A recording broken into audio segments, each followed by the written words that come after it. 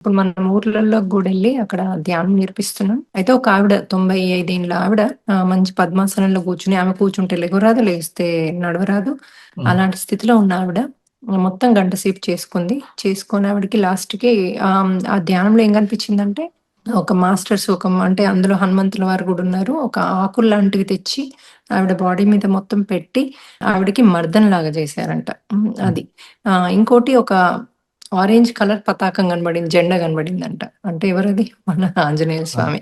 So, ఆ! అక్కడ ఒక తెల్ల దుస్తులు ఆంజనేయులు అక్కడ నించొనున్నారట. తెల్ల దుస్తులు ధరించిన వాళ్ళు ఇదంతా చేశారట ఆవిడకి. సో, ఆవిడ అసలు లేసి చెంగు చెంగునొచ్చి మైక్ దగ్గరకొచ్చి నాకిలా జరిగింది అని ఆమె అనుభవం చెప్పిందనమాట. ఆవిడ మామూలుగా ఆవిడ ఓన్ లెగవలేదంట. ఆమె హ్మ్. చెప్పింది ఇప్పుడు నాకన్నీ అయిపోయాయి. నాకన్నీ రిలీజ్ అయిపోయాయి. నేను నడవగలుగుతా, పరిగెత్తగలుగుతా. హ్మ్. హ్మ్. నా బాడీ చాలా ఫ్రీగా ఉంది. ఇప్పుడు ఎటువంటి నొప్పి లేదు అంది. ఇప్పుడు ఆ! ఇంకా బాడీ గూడా సహకరిస్తుంది నాన్న. మరి నీకిప్పుడు బాడీ సహకరిస్తుంది. ఇంత ఆ! అద్భుతంగా తయారవు. ఇప్పుడు నువ్వు ఏం చేస్తావు ఈ శక్తితో అంటే, హ్మ్. అందరికి నేను ధ్యానం జెప్తా. అందరికి ఇది చెయ్యమని చెప్తా అంటుంది.